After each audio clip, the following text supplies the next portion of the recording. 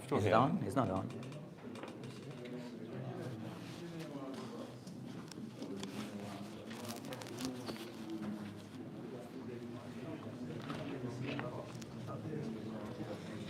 جزاك الله خير.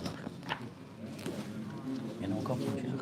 يعني هنا يا شيخ عند أسباب هجر التلاوة هجر التدبر، أسباب هجر التدبر القرآن، يعني هنا عند الجهل باللغة. من هنا؟ نعم.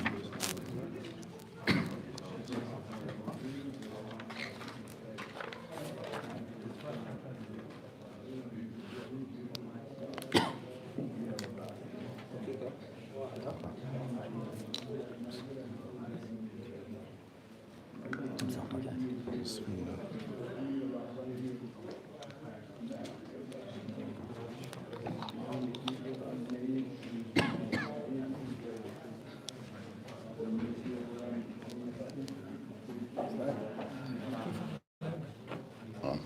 Not on. Is it closed?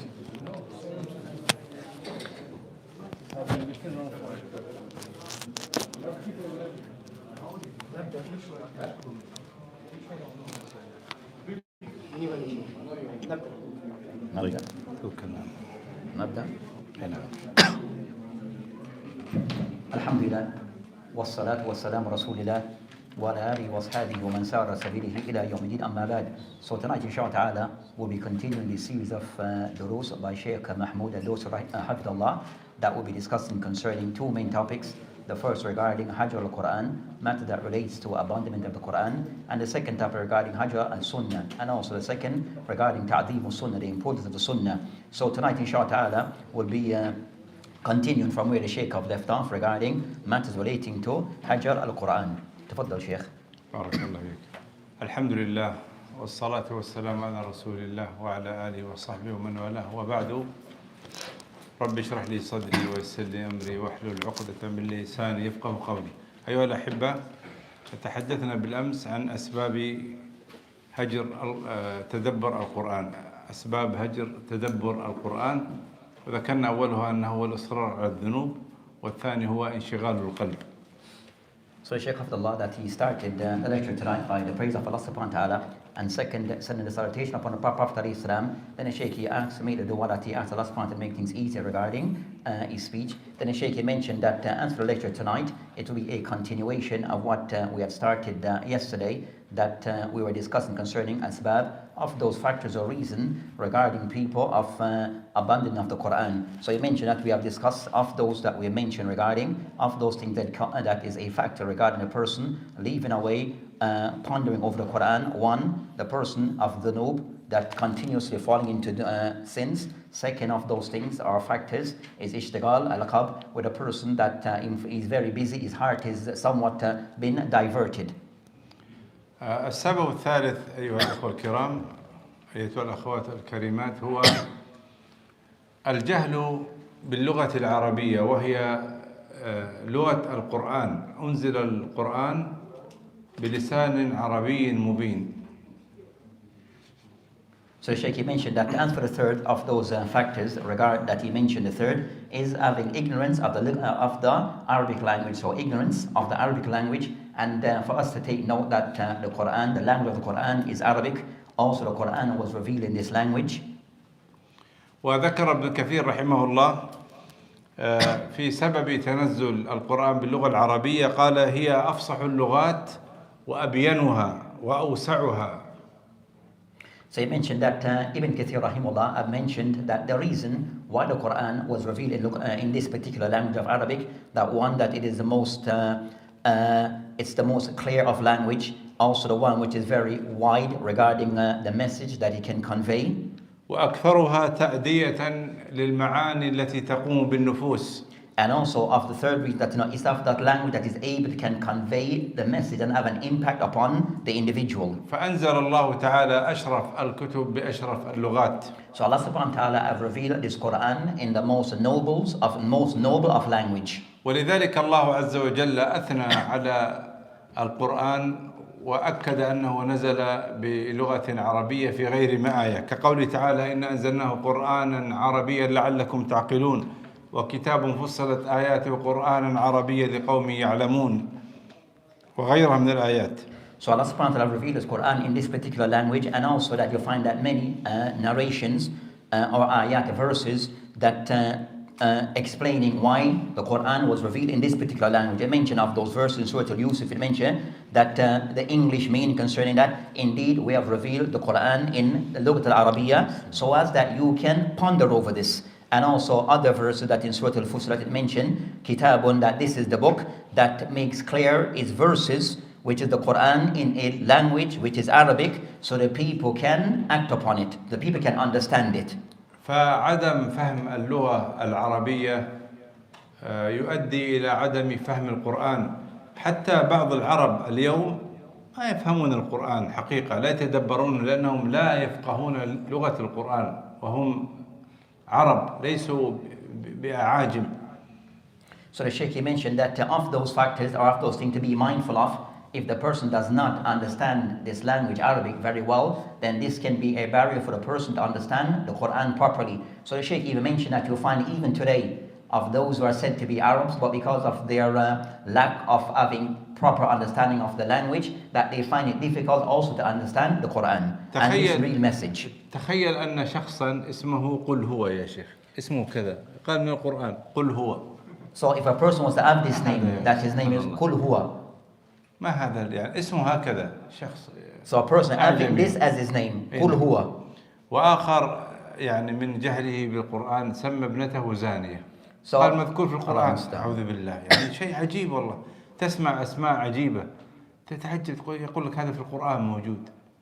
So Shaykh Hafidullah mentioned that of those things that you find that is somewhat shocking is that because of the ignorance of the language, that you might find that some that they may give their name their children names that are very disturbing. So you might find that a person might, to the extent where a person might call their child Zania, because they said this word is in the Quran. So the word Zania means a person who's an adult, the person involved in illegal intercourse. So that's because of the ignorance of the language. إذن تفهم اللغة العربية مهم جدا لفهم الكتاب والسنة، ليس فقط القرآن، الكتاب والسنة أيضا، لأنهما أنزل بلغة عربية.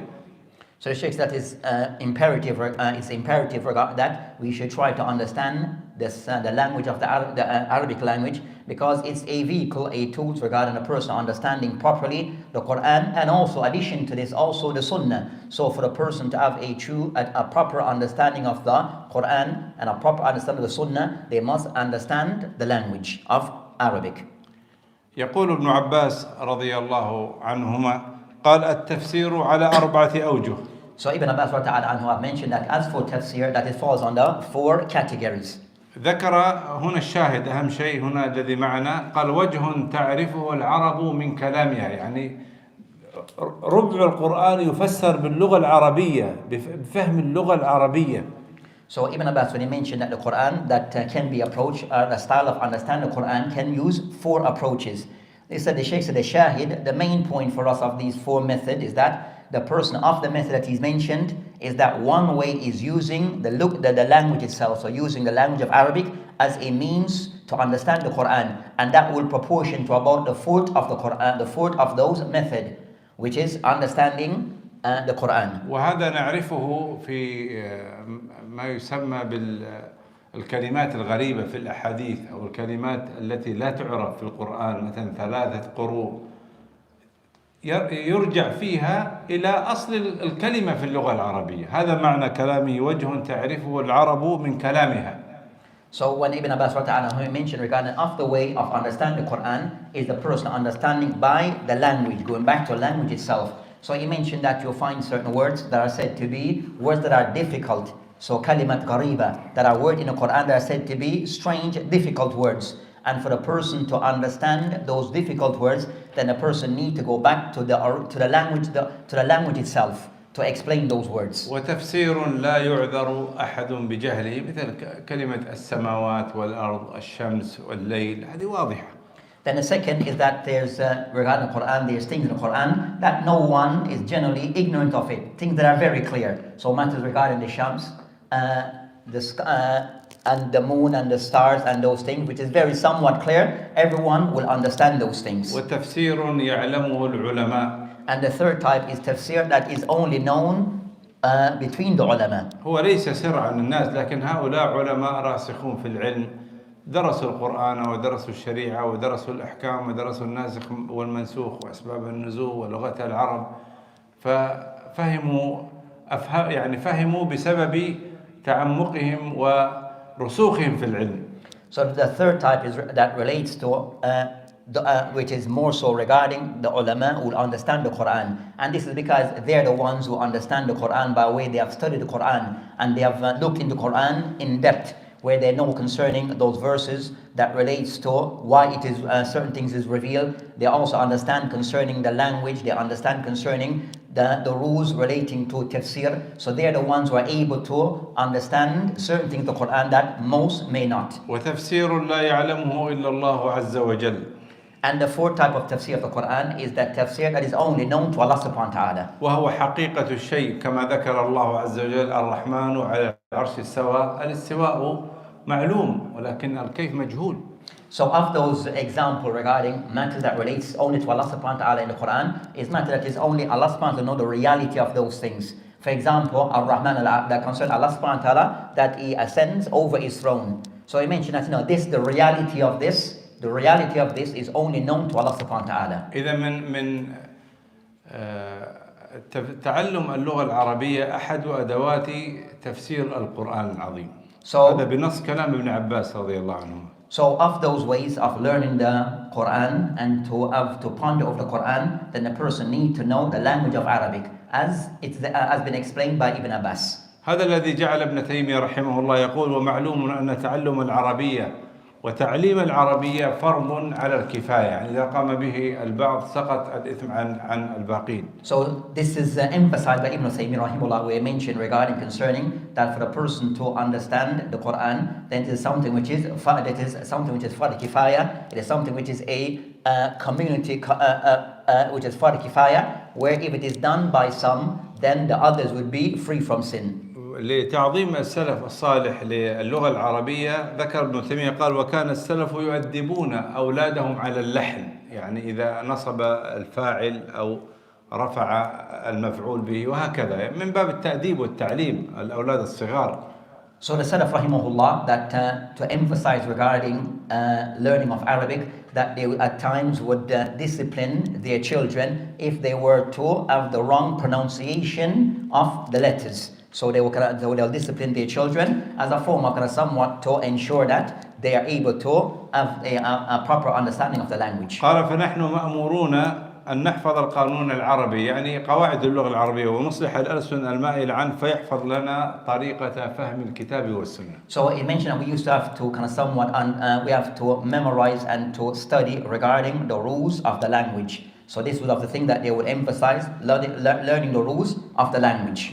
جعل أهل العلم معرفة اللغة العربية جعلوها شرطا لمن أراد أن يفسر القرآن. Also, you find the ulama, they have put as one of the conditions for the person who wish to make a tafsir, explanation of the Quran, that he must have a good command of the language. قال الإمام مالك رحمه الله: لا أتى برجل غير عالم بلغات العرب يفسر كتاب الله إلا جعلته نكالا، يعني نكلت به.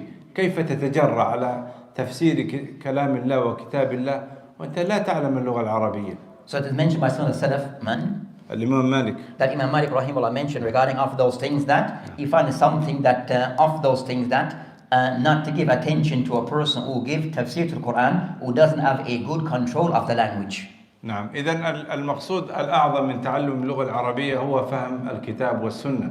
So of those things of those objectives is for the person to have a good understanding or point of the Quran. He must have a good command over the language. وبعضهم والعياذ بالله يتعلمون اللغة العربية للطعن في الكتاب والسنة كحال المستشرقين وغيرهم من هؤلاء الضلال. So you find that of those things to be mindful of, that you find of those who would study the language of Arabic so as to attack Islam. So regarding so you find those who are the people are said to be that those people would study the language of Arabic and be proficient in the language, but their intention, their goal is to use this as a means to attack the Quran and also the Sunnah. And these are the people who are known to be the mustashrikeen. What's mustashrikeen in English? The Orientalists. من أسباب هجر تدبر القرآن ترك التدبر تورعا. So the fourth of those things that one should be mindful of, why people can somewhat leave away tadabbur of the Quran. The Shaykh mentioned the third, where a person leave away pondering of the Quran as a form of the person want to follow a safe path.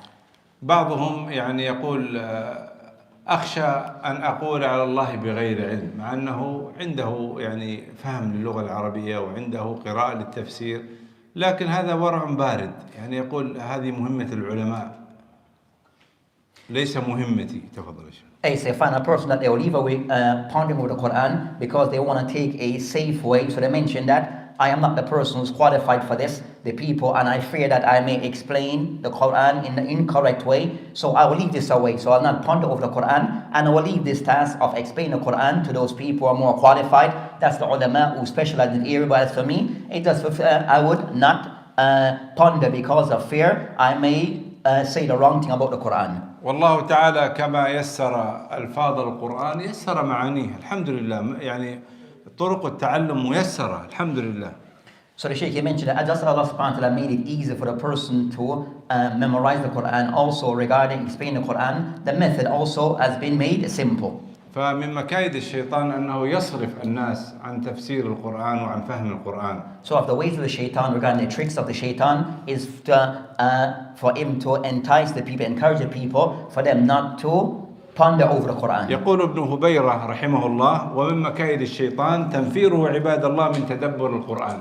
So Ibn Hubayr rahimahullah, he mentioned regarding of the tricks of the shaitan is for him to divert the servant of Allah subhanahu wa ta'ala from pondering over the Quran. لعلمه أن التدبر واقع، أن الهدى واقع عند التدبر.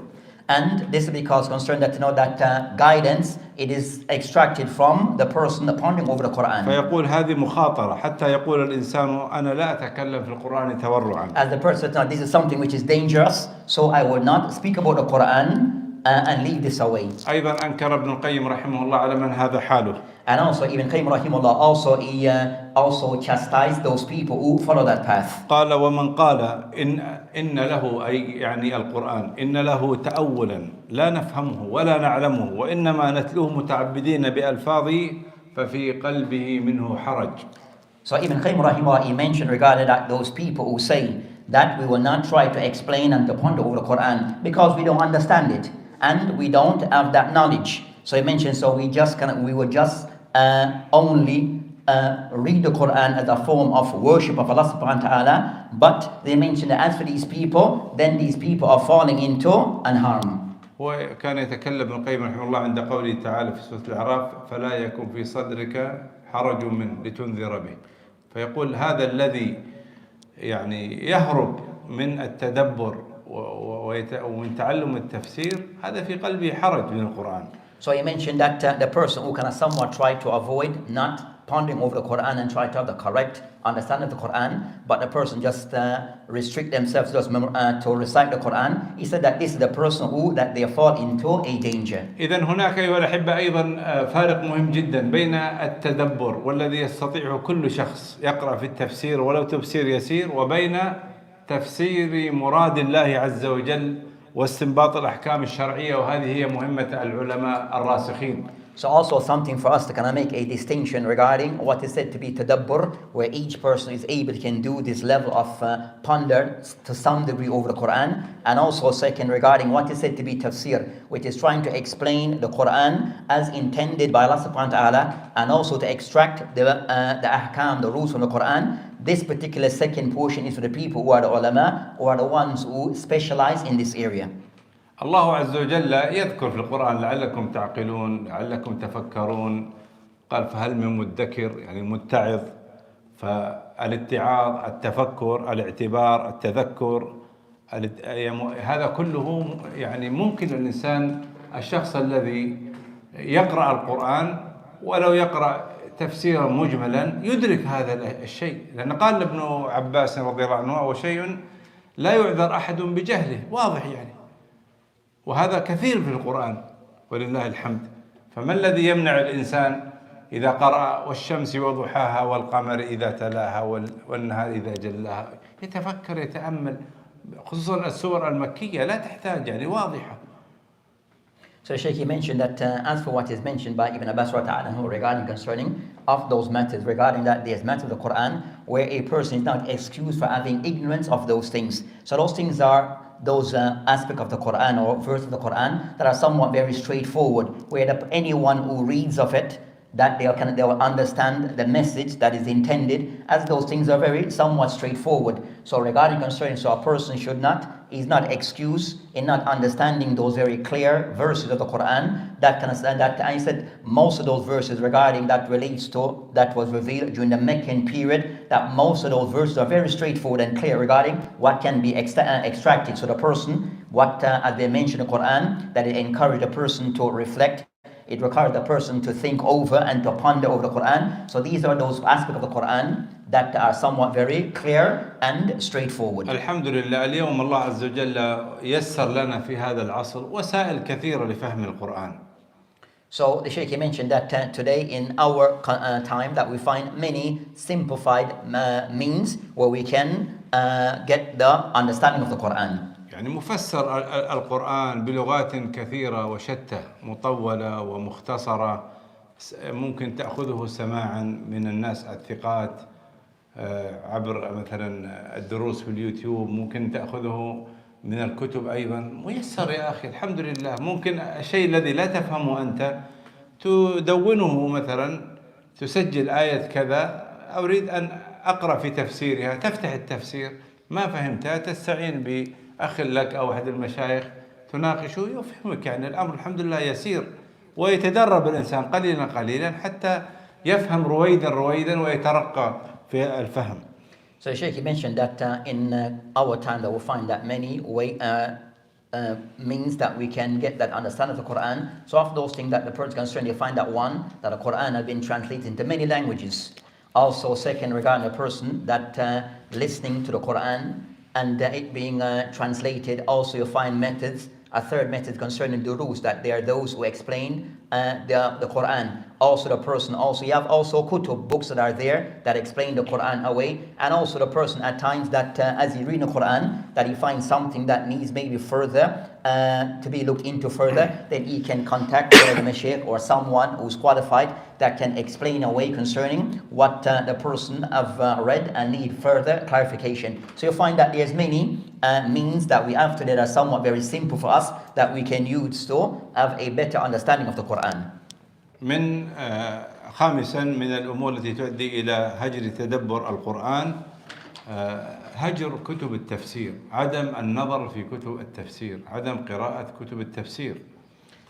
So of those fifth method regarding hajr of the tadabbur of the Quran is the person leaving away benefiting from the books of tafsir. So leaving away benefiting from the books of tafsir. So is that the person who does not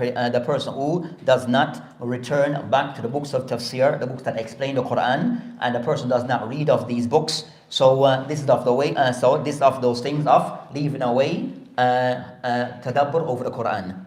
للأسف كثير من الناس صرفوا أو هم أنفسهم صرفوا أنفسهم عن كتب التفسير. يعني سبحان الله ما عنده وقت يقرأ في التفسير، يعني بالكاد يقرأ القرآن، انشغل بالحياة الدنيا.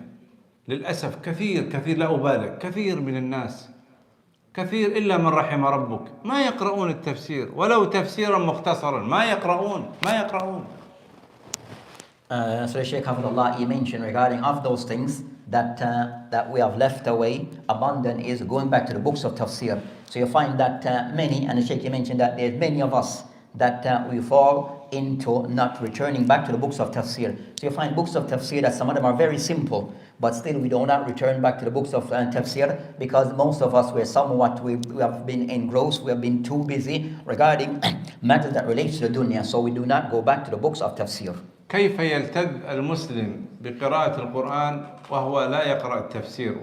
هنا تعجب الطبري رحمه الله قال: إني أعجب ممن قرأ القرآن ولم يعلم تأويله، يعني تفسيره، كيف يلتذ بقراءته. سبحان الله.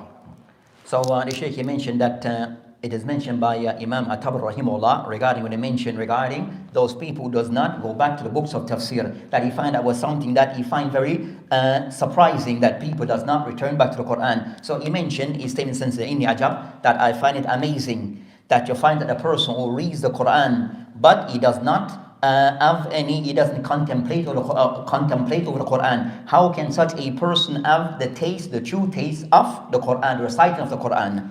وصاحب هذا الذي يهجر كتب التفسير يفوته خير عظيم. سبحان الله، تفوته منازل عظيمة من التدبر والتأمل، نعيم الدنيا في كتاب الله، في هذه الشريعة، في فهم الشريعة. سبحان الله، يفوت خير عظيم، بل ربما يفهم آيات كثيرة على غير وجهها، وربما يعمل بها بفهمه القاصر، يخطئ يظن أنه يحسن صنعا. So the Shaykh, he mentioned that of those things that a person can fall into is by not going back to the books of tafsir. There are times we may miss concerning getting the correct understanding or the intended meaning from the Quran. And this is by not returning back to the books of tafsir. So the person that at times that having understanding, the correct understanding that regarding understanding the Sharia in general, and going back to the books of tafsir, so the person might think they have understand things correctly, but in reality that's not the case. So this is because of not returning back to the Quran, the books of tafsir. So the person at times may understand things as he sees it, but in reality it's not the correct understanding because he did not go back to the books of tafsir. كذلك من أسباب هجر التدبر التشاغل بكثرة التلاوة. So the sixth of those things that regarding concern the Shaykh, he mentioned that of al-hajar, of the person leaving away contemplating the Quran, is the person busying themselves excessive reciting of the Quran. So excessiveness of reciting of the Quran or continuously reciting of the Quran. بعضهم يتأمل أو يسمع فيما يقوله المشايخ أو الوعاظ أو المذكرون أو الدعاة إلى الله في فضل التلاوة والآثار الواردة عن السلف الصالح في كثرة ختمهم للقرآن وهكذا، فيتأثر فيظن أن الارتباط بالقرآن مجرد التلاوة.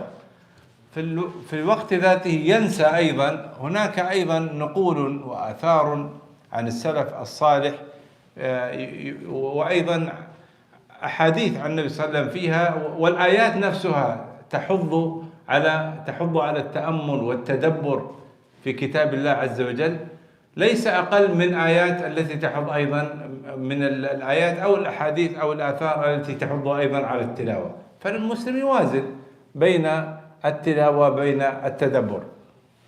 So the Shaykh, he mentioned that of those 6 points regarding tashahul, that a person can somewhat, that they busy themselves with just reciting of the Quran. So the Shaykh, he mentioned that what we have find that you find that there's many ayat, verses of the Quran, and also many ahadith, and also athar of the Salaf that emphasize the importance of reading of the Quran and the virtue of reciting of the Quran, and encourages this.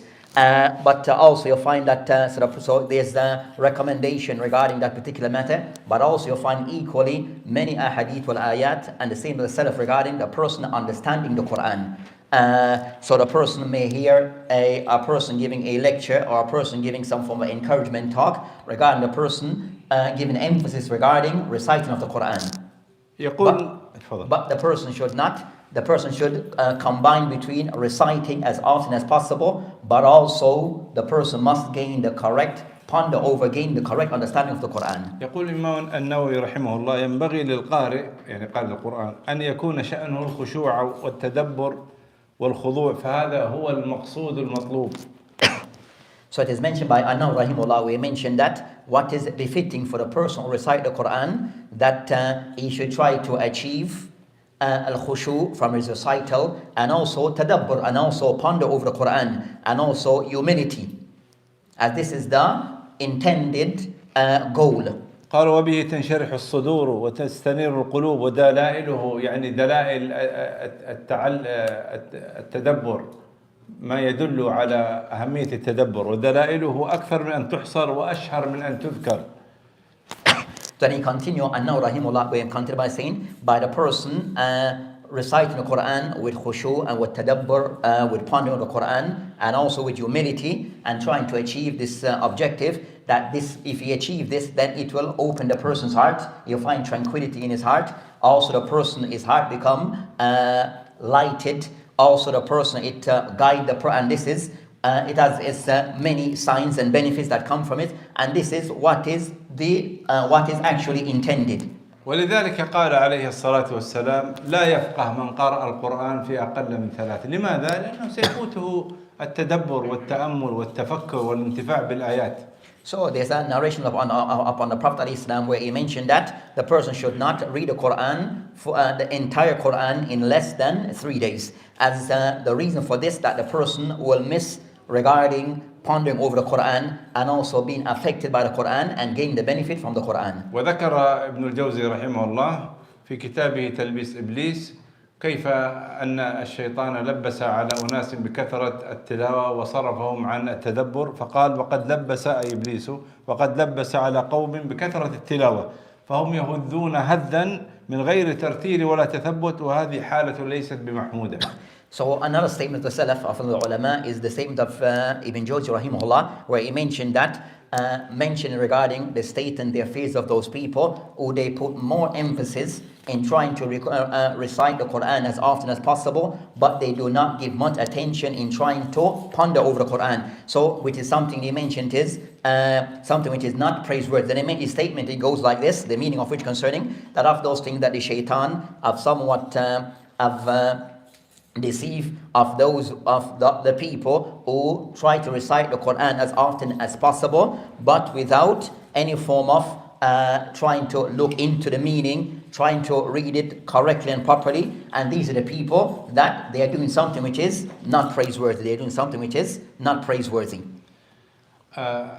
أيها الأحبة، يعني الواحد منا مثلا الآن هنا يعني نعمل تجربة واقعية. اقرأ أي سورة اقرأها قراءة، أي سورة اقرأها قراءة كاملة، مثلا من جزء عامة، أي سورة اقرأها كاملة، مثلا سورة الفجر اقرأها، ثم ارجع للتفسير، أي تفسير تريده، مختصر مطول، واقرأ تفسيرها، نفس السورة كاملة سورة الفجر اقرأ تفسيرها، ثم ارجع اقرأها مرة أخرى. ستجد فرقا كبيرا بين القراءة الأولى التي قبل الرجوع إلى التفسير وبين القراءة الثانية التي بعد الرجوع إلى التفسير. وهذا لذلك يقول العلماء مفتاح التدبر هو قراءة التفسير. بارك الله فيكم. So Shaykh Abdullah is if we were to put a practical example between ourselves. So Shaykh, he mentioned that, for example, test ourselves. One, if we were to read any surah from start through to the end. So choose any surah, read it from start through to the end. Then after you have done this, read this, then go back to any book or any other reliable book in books of tafsir.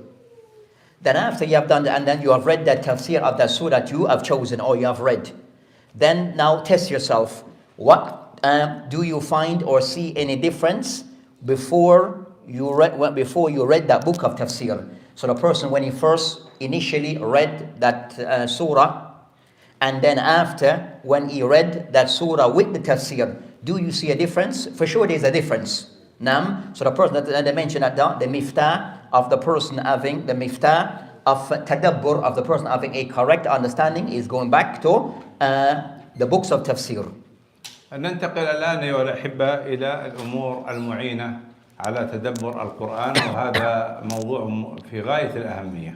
So the next topic we'll be discussing, so ending concerning the topic that I've started yesterday, I've ended, and now we go to the next topic, which is umur mu'ina, so those things that assist us in achieving tadabbur, in ponderance of the Quran.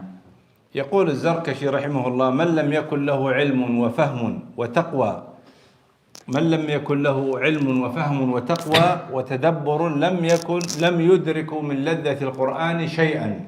So it is mentioned by Az-Zarkashi rahimahullah, we mentioned that, a statement they mentioned, man lam yakun, that the one who does not have any knowledge and understanding and also taqwa and also piety and also ponderance, lam yudrik, he would not achieve the taste of the Quran. He would not achieve the taste of the Quran. إذا مهم أن يخلص المرء عمله لله وتعلمه لله وتعليمه لله عز وجل.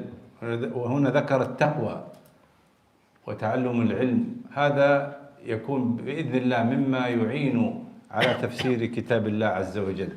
So he mentioned concerning a person that, well, mentioned the word led, and once said the word taste, meaning concerning the person of the beauty of the Quran, the person achieving the beauty of the Quran. So he mentioned regarding a taqwa, so those things regarding the person that he used is the person having taqwa and also tadabbur and knowledge. These are the tools that are used as aid regarding having tadabbur. ما دام القرآن ميسرا أيها الأحبة لا بد أن وسائله ميسرة. قال الله عز وجل ولقد يسرنا القرآن للذكر فهل من مدكر. So the Shaykh he mentioned that as for the Quran, that he mentioned regarding that, the Quran regarding tadabbur is something which is achievable, and something which is achievable, and also the means to achieve is also is achievable. So he mentioned, Allah subhanahu mentioned that, is there any who would want to remember the reminder? So he mentioned, so the means to have tadabbur, pondering of the Quran is something which is achievable. هذه الآية تكررت في سورة القمر 4 مرات. So since in this ayah it is repeated in the surah of Qamar several times. حتى ذكر بعض المفسرين أنها صدرت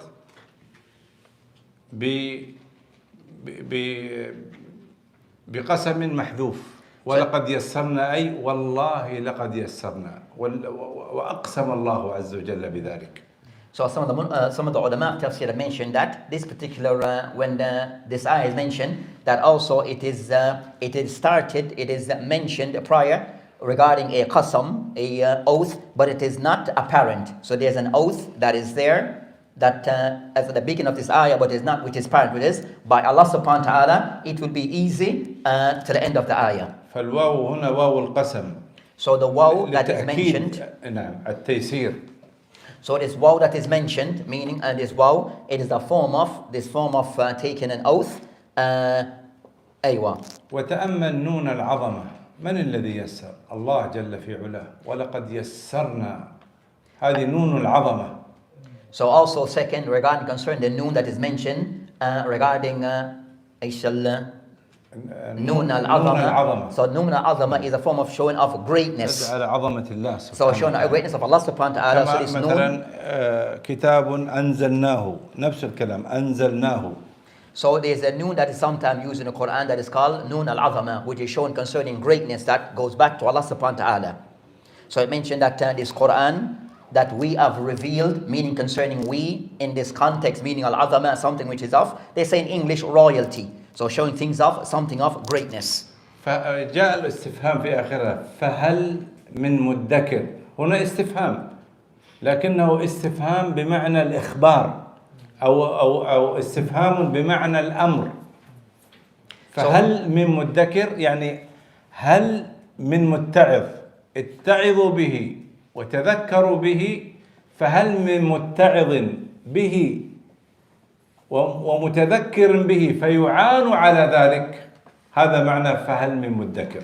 So Shaykh mentioned هل من منذكر, as for hal that is mentioned here regarding the person who wish to ponder that the hal here meaning is there actually mean concerning that it's mentioned there as kind of somewhat to emphasize. And like asking a question to put an emphasis on a matter. So is there those who wants to learn this Quran and it will be made easy for them. قالوا هنا فهل من مدكر استفهام بمعنى الأمر أي ادكروا به واتعظوا به وتعلموه. So al-hal here also meaning concerning that is an amr, meaning is a command that is being given that it will be made easy for you to do so. إذن أيها الأحبة كما يسر الله تعالى تلاوته يسر أيضا فهمه وتدبره وتفسيره. So, regarding concerning this matter, Allah subhanahu wa ta'ala make things easy regarding concerning the person memorizing the Quran, also regarding the recitation of the Quran, and also regarding the person pondering over the Quran. وكما حفظ الله عز وجل لنا ألفاظه وحروفه، حفظ أيضا تفسيره ومعناه لنا. انظروا تأملوا في كتب التفسير اليوم، ربما بعض التفاسير ما وصل إليها بعض السلف لأنها كانت في أقاصي الأرض. سبحان الله تيسرت للناس. لو كان شخص يعيش في سيبيريا يستطيع عن طريق الإنترنت يحصل على تفسير أي آية بأي لغة. الحمد لله. هذا من إعجاز القرآن، هذا من وعد الله لعباده أنه حفظه وحفظ تفسيره ومعناه، وكذلك السنة. So the Shaykh Hafidullah, he mentioned regarding Allah subhanahu wa ta'ala mentioned that he will preserve this Quran. So preserving the Quran will include regarding that the wordings are actually also preserved, and also include in this preservation of the Quran, also include concerning the tafsir, the explanation of the Quran. So and also will include concerning the meaning of the Quran. So regarding concerning this the tafsir, that you might find that Quran that may not have tafsir, explanation of the Quran, that may not have reached us. But today we find that things in our time, things have been made somewhat very easy. So regarding concerning, and this is of the miracles of Allah subhanahu wa ta'ala, or the miracles regarding the Quran, is regarding concerning that the tafsir of the Quran is somewhat now to our availability, to the extent where a person could be anywhere in the world, in Siberia, and the person have access by way of the internet regarding tafsir. قال الله تعالى إنا نحن نزلنا الذكر وإنا له لحافظون. حفظ الله عز وجل وحيه كتابا وسنة، وهذه من نعمة الله. هذا من أعظم نعمة الله عز وجل على العباد.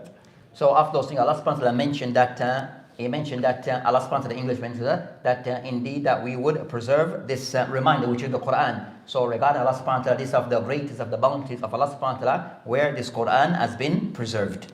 نعم. أولا أيها الأحبة، مما يعين على تفسير أو على تدبر القرآن تحسين التلاوة، أي تجويد التلاوة. So the second of those things that assist us in pondering over the Quran, the second concerning tahseen, that a person try to recite the Quran correctly. قال الله تعالى ورتل القرآن ترتيلا. So it is mentioned, Allah subhanahu wa ta'ala English rendering that you should recite the Quran accordingly, properly. الخطاب هنا للنبي صلى الله عليه وسلم تشريفا ولأمتي تعليما. So the one who's being addressed in this ayah that you should recite the Quran correctly, the first who's being addressed is the Prophet ﷺ, and also by way of extension also is nation, the Muslims. حث النبي صلى الله عليه وسلم على تحسين التلاوة والتغني بالقرآن بقوله ليس منا من لم يتغنى بالقرآن.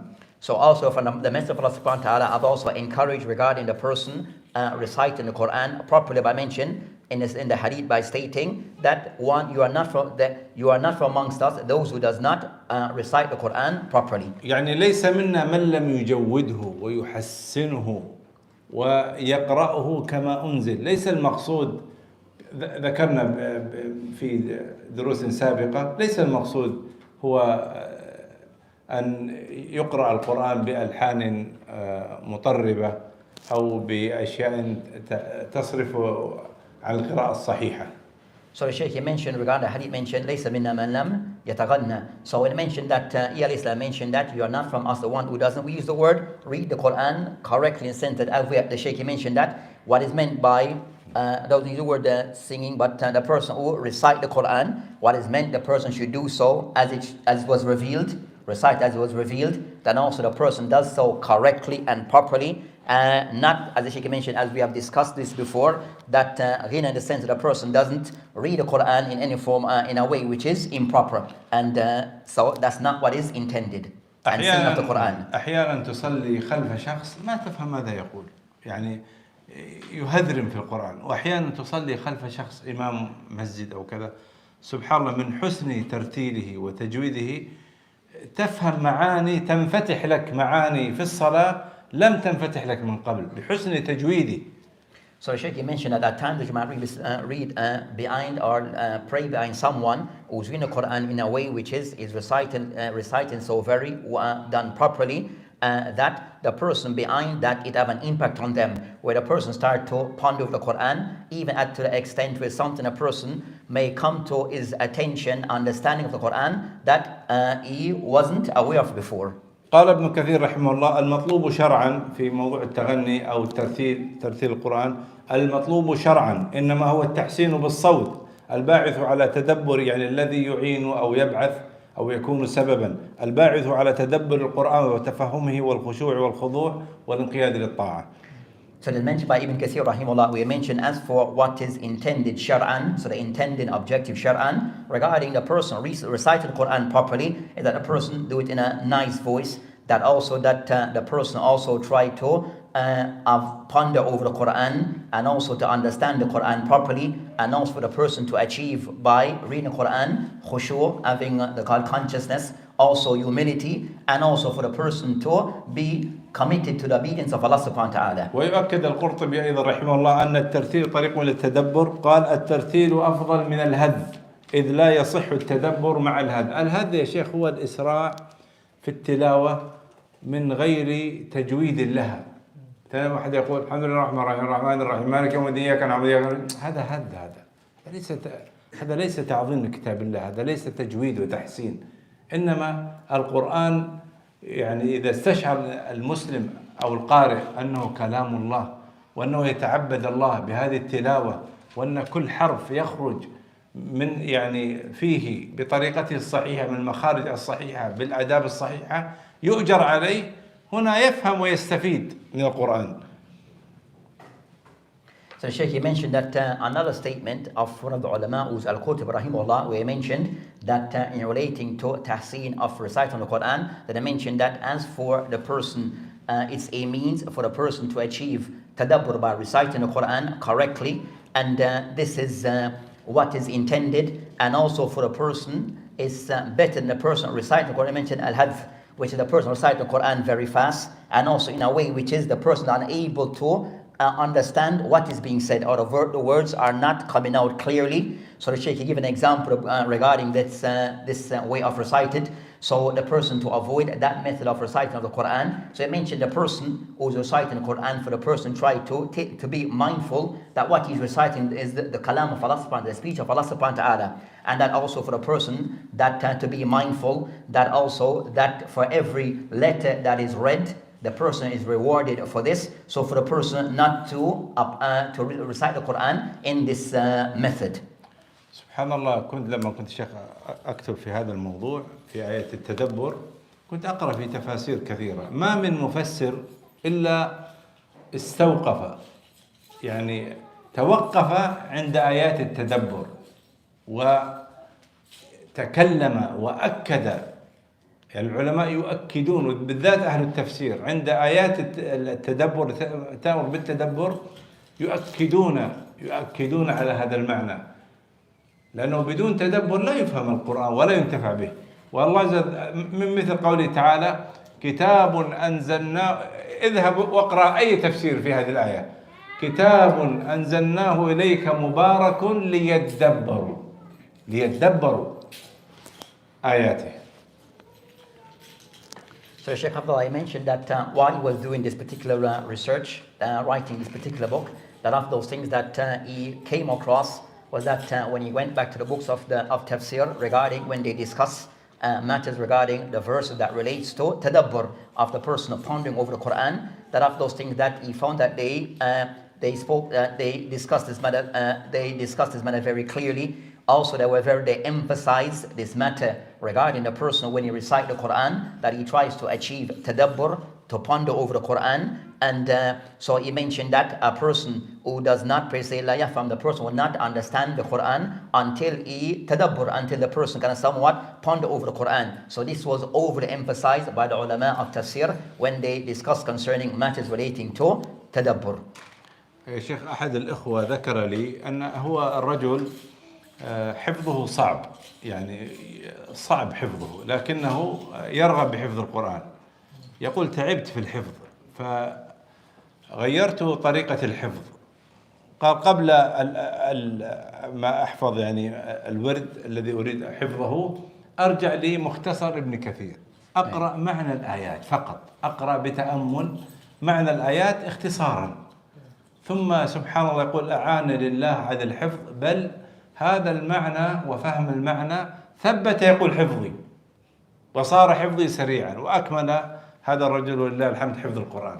So the Shaykh Hafidullah, he mentioned regarding وهو also يعني ثقيل حفظه، هكذا الله خلقه هكذا، يعني يفهم هو، لكن يفهم كثيرا، لكن حفظه ضعيف، لكن سبحان الله أعان الله لصدقه ولفهم القرآن وتدبره ببركة التدبر والفهم.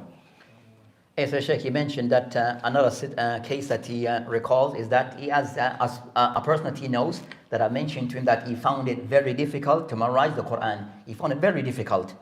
So for him it was very difficult to memorize the Quran. So the person said when he's approached, so he said, let me change my method regarding how I memorize the Quran. So he said that the method that he chose was that he would select particular the verse that he wished to memorize, but then he will go to a book in Tafsir that was somewhat mukhtasar, somewhat brief book in Tafsir, so as to get the meaning of what was intended in that ayah. So when he will go, so he said that when he used this approach, then it became much easier for him to memorize the Quran, because what he was memorizing, he understood the meaning. So from there, became much easier for him, and then it become much easier for him to memorize the Quran, because he used this method of first to get the understanding of the ayah, and then he went on to memorize. We said this person that the Shaykh mentioned that for this person that yes, he found it very difficult to memorize the Quran, and some people may have this situation, but as for understanding the Quran, that was easy for him. But he changed the method of how he memorized the Quran, which is that he would go back to a book in Tafsir, get understanding, then memorize that, and it become much easier because he understood what he was memorizing. So he said, no, that was the barakah that he gained from this. حتى سبحان الله أنت تستطيع، المتمكن طبعا يستطيع أن يميز بين الإمام الذي يقرأ القرآن وهو حافظ، الجميع حافظ، لكن يستطيع المتمرس أن يفرق بين الإمام الذي يفهم المعنى والإمام الذي لا يفهم المعنى، سبحان الله، بطريقة أداء التلاوة. سبحان الله، هذا يؤثر حتى على الأئمة يؤثر. So Shaykh Hafidullah, he mentioned regarding of those things that if you were to look into regarding concerning the Imam of the Salah, that at times you are able to make a distinction between those who memorize but also and those who have tadabbur regarding the ayah. So you might find that in their recital, the one who you have those who memorize and those who memorize but also they have the understanding of the Quran. And if you were to follow or to track their recital, you can tell the one who recite, not just recite, but also he have the meaning and understanding of what he's reciting, and the one who doesn't. And this is by following how they recite.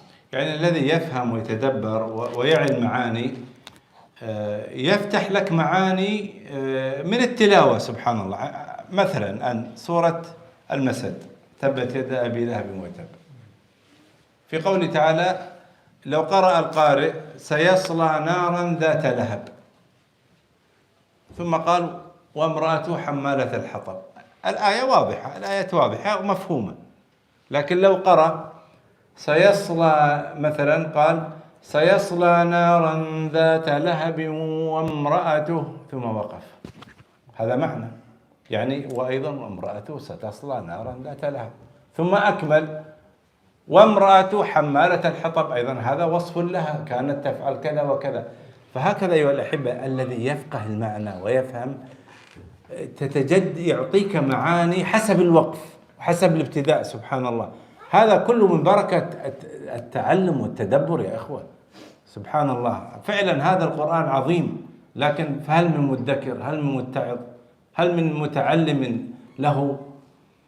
So Shaykh Abdullah mentioned that, I'll continue by stating that if you were to kind of somewhat ponder over certain things, that regarding, for example, Surah Al-Masad, as you give an example, that if the person was to, a person who have an understanding and the meaning of what he's reciting, and the person who's just reciting, that the place where the person stops for example, in any surah, this particular surah, Surah Al-Masad, that you can tell that person actually understand what he's reciting based upon where he stops and also where he starts regarding those verses. And this will show concern, this will give an indication that that person understands what he's reciting, where he's able can combine or link between where to stop and where not to stop when he's doing reciting. So this is something that one may notice based upon when we read the Quran or listen to those who read the Quran, whether the person have a true understanding of what he's reciting or the person is just reciting. يعني أنا أحببت يا شيخ أن أذكر للإخوة بعض تجارب الناس الواقعية ليستفيدوا، يعني يعلموا كما ذكر الله فاقصص القصص لعلهم يتفكرون. فالقصص هنا سواء كان من السابقين أو ما ذكر الله في كتابه أو أيضا من المعاصرين. يعني هذا مثال آخر يا شيخ. أحد الأئمة جاء قال أنا لي تجربة في صلاة التراويح. ما هي التجربة؟ يقول أحيانا عندي متسع من الوقت، يعني في رمضان، يقول فأفتح الذي سأقرأه للناس في التراويح، يقول أفتح التفسير وأبدأ أعيش مع الآيات، أقرأ أتدبر أقرأ كذا. يقول سبحان الله الآيات التي قبل ما أدخل على الناس في نفس اليوم أقرأ تفسيرها وحاضر تفسيرها في ذهني تؤثر فيني وفي الناس أكثر من الآيات التي أنا يعني بعيد عهد عنها. الآيات التي أنا قريب عهد بها تؤثر يقول فيني وفي الناس، حتى يقول إذا انصرفت من السلام يقولون اليوم قراءتك مختلفة. هو هكذا يقول سبحان الله. فهكذا سبحان الله، هذا بركة الفهم يا إخوة. So Shaykh Abdullah, he discussed concerning, or that he mentioned another story regarding this method, regarding the importance of tadabbur, having the correct understanding of the Quran and the impact it can have upon the person and also others. So Shaykh mentioned this story as a form of kind of somewhat to bring us to a closer understanding of the message that is intended. So he mentioned that another situation regarding this an imam that who would lead the people in Salatul Tarawih. So the imam mentioned that what he did is that at times that before what was his portion to be read in the Salat for that night, that before he read that, he would go to a book of Tafsir and go through that ayah and read that particular portion to be recited in Salatul Tarawih for that night. And he mentioned that when he prepared himself in that manner of reciting of what he was to recite, he actually read a book in Tafsir on that particular portion to be recited. And he mentioned that when I read it that night, that he himself felt a difference regarding himself. It impacted upon him what he was reciting, because he could recite, but also he understood exactly, it was close to his mind what he was reading and the meaning, what came with it. And also it impacted upon the people who were behind it, because they could see or notice a difference in how he was reciting that particular night. The Shaykh mentioned that, the person mentioned that at the end of the Salah, when he finishes recital, that even the people would say to him that your recital tonight was different. And that was because before he prepared himself by reciting, some are going back to a book in Tafsir for that portion of that portion that he intended to recite that night. And the people also, they felt that difference, where they mentioned that there was a clear difference from what you read tonight and other previous nights, because he had returned back to a book in Tafsir and had the meaning, and it was somewhat close to his heart when he was reciting. فأوصي نفسي وإخواني وأخواتي إلى الإكثار من المطالعة في كتب التفسير، وكذلك كتب الشروح بالنسبة للسنة، شروح الأحاديث. كلما أكثرت وتدبرت وصبرت على العلم، كلما بارك الله لك وانفتح لك ما كان مغلقا. وهذا من أعظم ما يثبت المسلم على دينه هو فهم الكتاب والسنة. So Shaykh Hafidullah mentioned that of those things that he advised us, of the thing that he advised concerned that we try to go back and to read as often as possible those books of tafsir that explain concerning the Quran, and also those books that relate to explaining the books of hadith. So try to return back to those books. Try to read those books as often as possible that explain the Quran, those books of Tafsir, and also those books that explain the Hadith of the Prophet ﷺ. So Shaykh mentioned that the person that you'll find that Allah stuff become more clearer to the person when you return back to those books. So regarding concerning of those things that will assist the person greatly in being firm upon his religion and being consistent upon his religion is the person going back to tadabbur, pondering over concerning the Quran and also the Hadith. نعم يعني أنا أسهبت قليلا يا شيخنا لكن في هذا الأمر لا نريد فقط مجرد نقرأ من الكتب هذه أو المذكرات لكن أيضا نريد حتى لا يمل الأخوة اليوم الدرس السادس وأيضا نريد أن نعطي تجارب عملية للإخوة لأن هذه فيها إن شاء الله تبادل خبرات وفيها أيضا خير عظيم لعلنا نكتفي يا شيخ ونفتح مجال للإخوة للأسئلة يوجد يعني وقت نكمل غدا وبعد غد يوجد وقت إن شاء الله. So Sheikh said that as for now that you can somewhat have included concerning that rather than just reading from the book as it is that you have included concerning matters regarding that some practical situation that you had mentioned regarding some of these cases or stories that were mentioned.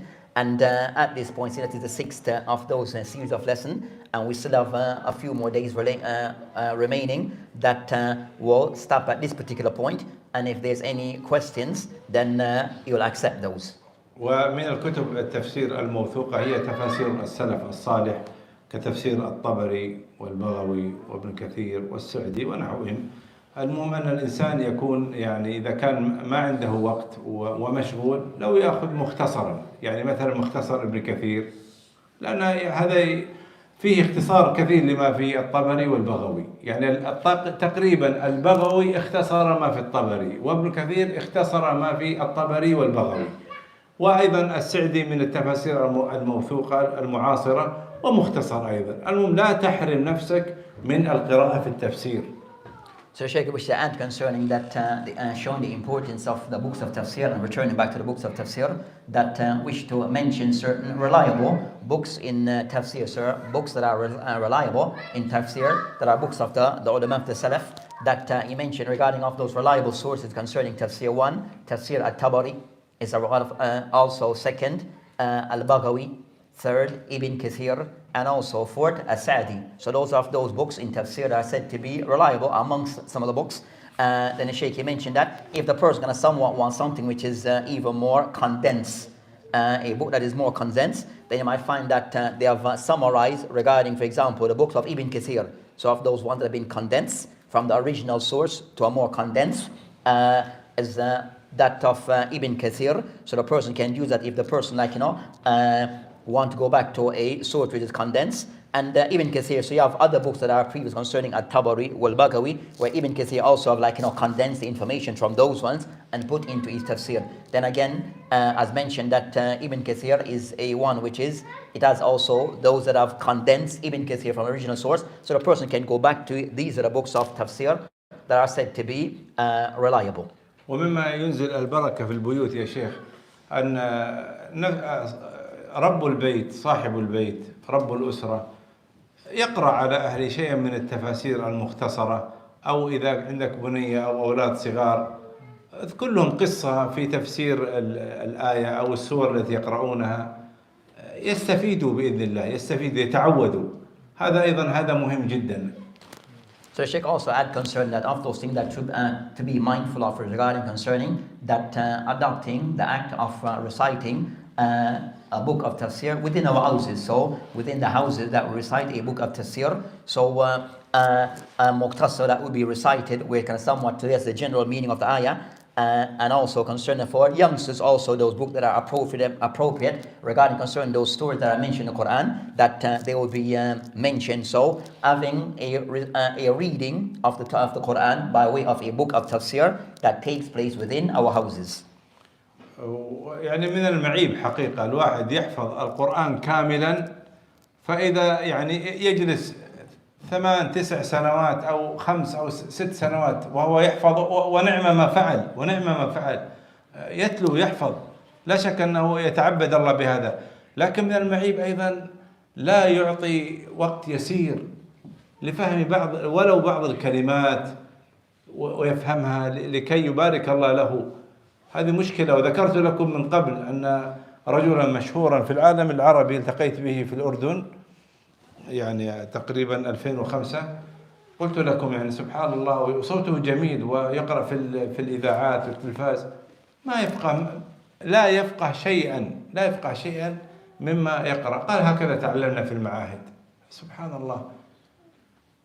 So Sheikh, you mentioned that of those things that is said to be that is encouraged is regarding concern you might find, or those situations we find a person that memorizes the entire Quran or put his time in memorizing the entire Quran, but also you find that which is the person putting effort in trying to memorize or as memorize the entire Quran is something which is praiseworthy and good effort in doing of that task. But also you find that something also that can be a fault is regarding the person who has memorized the Quran or in the process of memorizing the Quran, but they put no emphasis in concerning that understanding the Quran. So no emphasis is placed regarding understanding the Quran. This is something which is said to be of those fault. So the person should try to also have the understanding of the Quran. Then Shaykh mentioned that of those things that he had mentioned before regarding that in the year 2005 that he was in Jordan, where he met a person who was a reciter that was very well, world famous. So this person was well known, very famous regarding reciting of the Quran, but that person that he had no understanding of the Quran. There was no understanding at all. He was blank regarding the understanding of the Quran. So the Shaykh, he mentioned, put the matter to him regarding why that's a situation like that. He mentioned that this is how we were taught.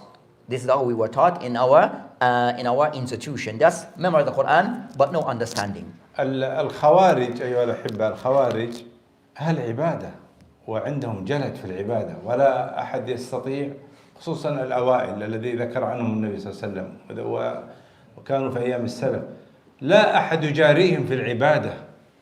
لكن كيف وصفهم النبي صلى الله عليه وسلم؟ قال يقرؤون القرآن، يعني يحفظون القرآن، يحفظونه، لكن ما انتفعوا به. يقرؤون القرآن، ذكرت لكم لا يجاوز حلوقهم أو حناجرهم، ما فهموه، ما وصل إلى قلوبهم وفقهوه وما استفادوا منه، وكانوا نقمة على الإسلام وأهله. So Sheikh, mentioned that also regarding if we were to look concerning the situation regarding the Khawarij. So the Khawarij of those deviant sects of the past, still present today, but the Sheikh mentioned that if we were to look concerning the Khawarij of the ones of the past, the ones of the early ones who were present in the time of the Salaf, that you'll find that they were described as people who were known for their ibadah. So regarding their worship, that they were well known and famous for their worship, to the extent where that many were able to be compared with them. So they kind of somewhat outshined most regarding their worship, that is the Khawarij. But as they were described concerning that, that the part that they were described concerning that, they were described as that they were known that they had the recite of the Quran. It was known that they recite the Quran often, but as for the understanding of the Quran, it did not per se go below, it didn't go past their throats. So regarding concern of what they recite was just voice that was being, words that were being called, but as for the understanding, it was not there. And because of this, that they became like a danger, they became like not a danger upon this ummah. But because of lack of understanding and tadabbur of the Quran, they became a trial for this nation. فالعلم يعصم صاحبه كما قال ابن عمر رضي الله عنهما: تعلمنا الإيمان ثم تعلمنا القرآن فازددنا به إيمانا. بل كانوا ما يجاوزون 5 آيات أو 10 آيات حتى يتعلموا معناها وفقهها وأين نزلت ولما نزلت ويحفظوها، ثم يتجاوزوا. هكذا كانوا يتعلمون. إذا قال في السلف إذا قيل قرأ القرآن يعني حفظه وفهمه. الآن إذا قيل حفظ القرآن الحمد لله هذا خير، لكن هل يفهم؟ هذه مشكلة أيضا أخرى. So the Sheikh, he mentioned that of those things regarding that it's of those ni'mah regarding concern that the thing that can somewhat protect as a protection for the person is the person who have knowledge and the person of understanding. So of those things that is a protection, and that for the person is the person of acquired knowledge. So the Sheikh, he mentioned that of the Salaf, that we know among the Salaf that there were people that they would memorize the Quran. They would memorize the Quran 5 verses at a time. But when they mentioned for them memorizing the Quran 5 verses at a time, was that they will memorize concerning the Quran, that those verses, but also the meaning that goes with it, also regarding why the situation, regarding why those verses were revealed, also the meaning and the understanding, so that of all those things that will go along with memorizing those 5 ayah. So when they have fulfilled all those things, then they'll move to the next 5 set of verses. So that was their method of memorizing the Quran. So memorizing, but also attached to it was understanding the meaning and also having the understanding of those verses, and that would make the Salaf. But as for after them, concerned that they find a person, they said that you have memorized the Quran, but that's it. There's no understanding. So you find with the Salaf, when they said the Salaf have read 5 verses, it comes with memorizing, knowing what relates to that ayah, the understanding of the ayah, the fiqh of the ayah, all of that was attached with them. بارك الله فيكم. إذا كان إن شاء الله غدا نكمل الموضوع ويتبين لنا أيضا بجلاء يعني تفاصيل الموضوع. إذا كان في سؤال قبل الأذان يتفضل السائل. Okay, so we stop there inshallah ta'ala, and if there's any question before the adhan, then the Shaykh will take them inshallah. تفضل. لا شك أضواء البيان من الكتب الموثوقة من التفاسير السلفية صحيح. بالنسبة لو تعيد لنا تفسير أو قول ابن القيم رحمة الله عليه ذكرت اللي بالأمس؟ نعم لأهميته. أي نعم. طيب نعيده إن شاء الله. اللي ذكر 4 أمور شروط ليتحقق الفهم. نقرأه مرة أخرى يا شيخ ممكن؟ الأخ. قول ابنك أمس قرأناه. الأمس. أي نعم. هنا قول ابن القيم عند موضوع انشغال القلب. هنا يا شيخ 287 ارجع 87. يقول ابن القيم والله حقيقة هو كلام فعلا عميق جدا ومهم جدا في حضور القلب. هو يتحدث عن حضور القلب لكي ينتفع بالقرآن. قال رحمه الله فإذا حصل المؤثر وهو القرآن الكريم. تفضل يا شيخ. So the question that was asked that was a 2-part question, so we translate them. So the question was asked regarding concerning of those books of tafsir are considered to be reliable. So he asked concerning the tafsir Adwal Bayan by Sheikh Ash-Shinkiti. So the Sheikh responded that that is one of those reliable Quran or explanation of the Quran. So of those explanations that are considered to be reliable is the one by Ash-Shinkiti Adwal Bayan. Then the second question the person asked is regarding that if he can just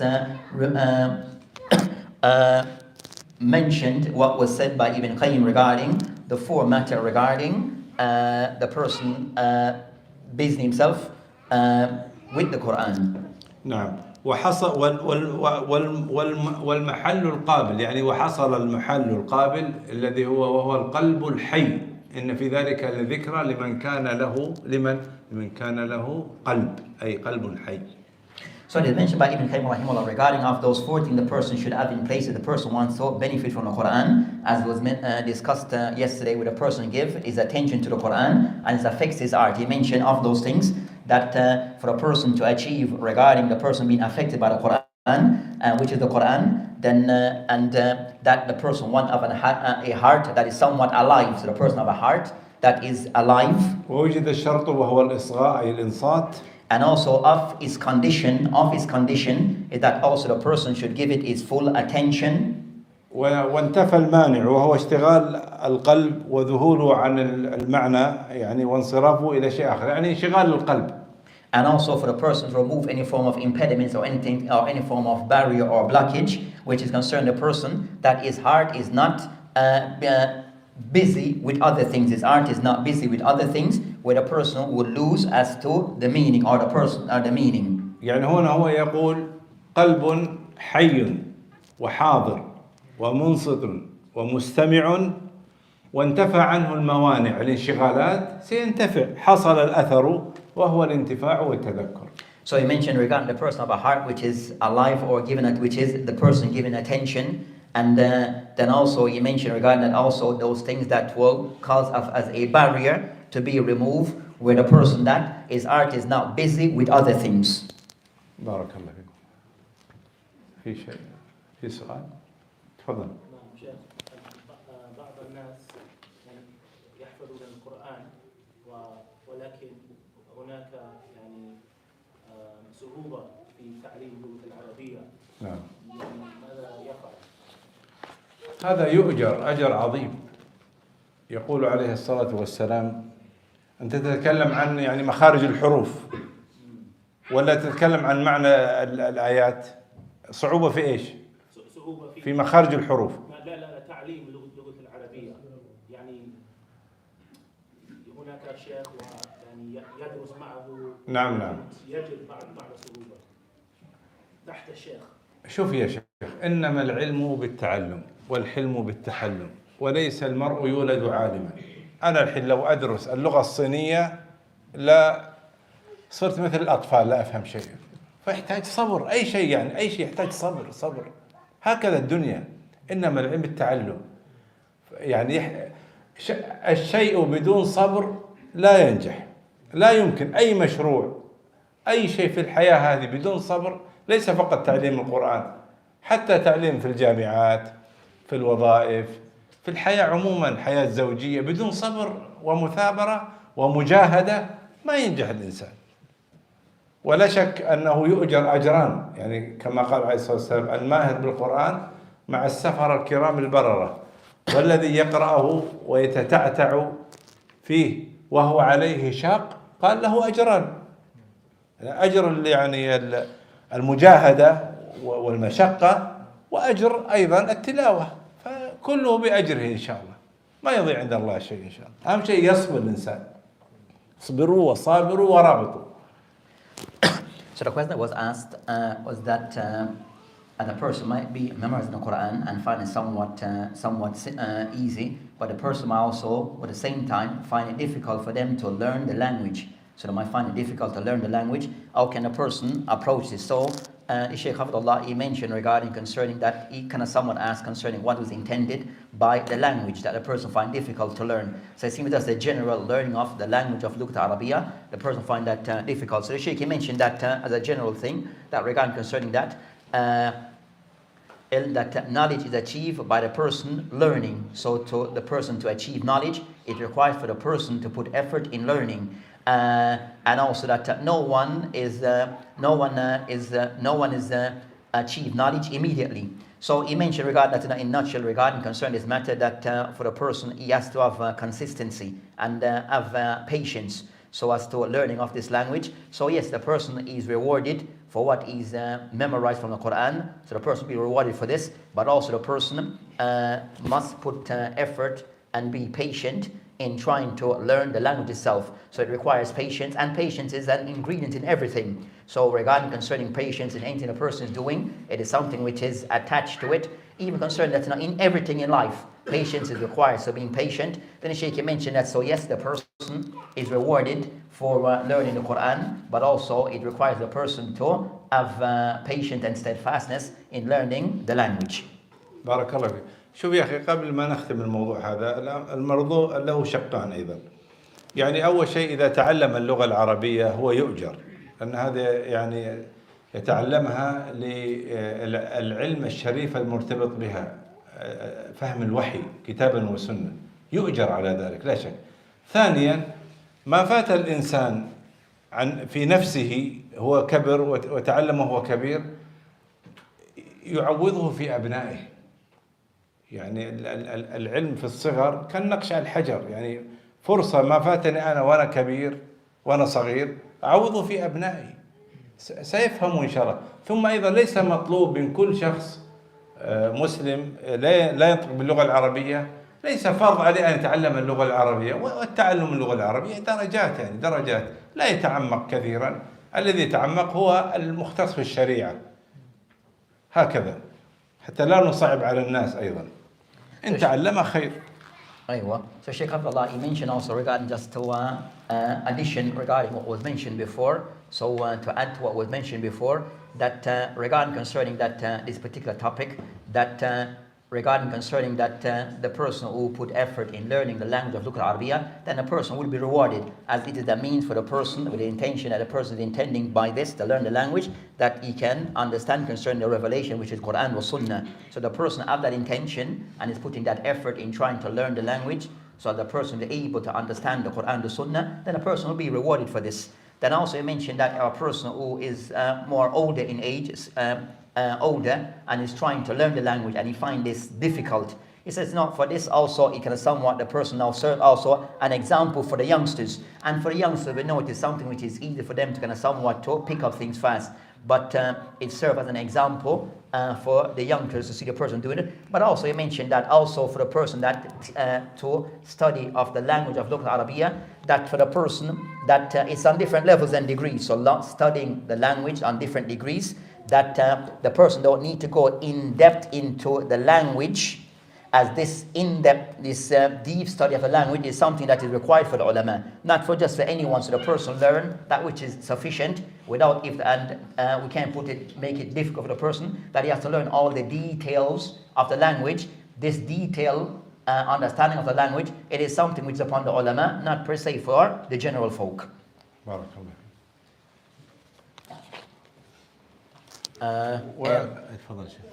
Any other question? التفاسير الحمد لله أو حتى شروحات الحديث اليوم الحمد لله متوافر بلغات كثيرة، الحمد لله ميسر، يعني ليس بالضرورة لكي يفهم القرآن لابد يتعلم اللغة العربية ويقطع يعني شوط طويل وصعب. الحمد لله متيسر التفاسير ولو بالمختصر بلغات شتى ولله الحمد والمنة. So Shaykh Abdullah, he mentioned also concerning that the matter regarding books of Tafsir. So books of Tafsir that are available, that in today's time, in our time, that we find that books of Tafsir even have been translated. Some of those books have been translated into various languages. So you find that it makes it more simpler for people to kind of somewhat have a understanding of the Quran, because the availability of books, some of the books of Tafsir that have been translated. So the person has acquired something which is one of those condensed books of Tafsir that is available. So you find that, so these are the things that we have to our disposal. So the person at times does not per se need to go in depth in learning the language, because these books that have been translated into various languages, that they are available and assist the person to understand the Quran. لكن سبحان الله القرآن ألفاظ القرآن الكريم يسر الله للجميع عربيا أو عجمي، بل أن اليوم هناك من الأعاجم تفوقوا على العرب في حفظ القرآن، وهذا فضل الله يؤتيه من يشاء، وهذا من إعجاز القرآن. سبحان الله، من إعجاز القرآن تجد الرجل أو المرأة، الرجل الأعجمي يحفظه كاملا، وإذا كان تحدث معه لا يفقه شيء من اللغة العربية. هذا فضل الله يؤتيه من يشاء. مثل الرجل الله أعطاه سهل له، مصداقا لقول الله تعالى ولقد يسرنا القرآن للذكر فهل من مدكر. وقال الله عز وجل للعرب وإن تتولوا يستبدل قوما غيركم ثم لا يكونوا أمثالكم. So Shaykh Abdullah also mentioned regarding of those things that considered to be like of those miracles of that we have found that you might find concerning that learning the language of the Quran. So regarding concerning memorize the Quran by the way of the language that it is, that you find that many have memorized the Quran, especially even amongst those who are amongst the Arabs and also non-Arabs. So regardless, you find that people who have memorized the Quran, that you find amongst them Arabs, and also you find amongst them non-Arabs, but all have memorized the same Quran. And that's why Allah subhanahu wa ta'ala making it simple for everyone having the ability to memorize the Quran. The Shaykh mentioned at times that you might find today, also you might find a situation where you find people who are not Arabs, that they have memorized more of the Quran and put emphasis in the Quran regarding memorizing the Quran, that of those who are said to be Arabs. So you find those people put that emphasis, and you might find the one who's a non-Arab that have memorized the Quran, but he doesn't understand anything from the Quran, but he has memorized the Quran from start to end. So you find that this from Allah subhanahu wa ta'ala have mentioned that he have made this concern, this Quran, this zikr, something easy for the person to memorize, and it's from the miracles concern, the miracles of the Quran. So that's concerning that particular matter. So with that, inshallah, we'll end at this point and we go straight into the salat, inshallah. Barakallah fik. Jazakumullah khair. Sallallahu alaihi wasallam. كيف يولك الشيء؟ من تحت؟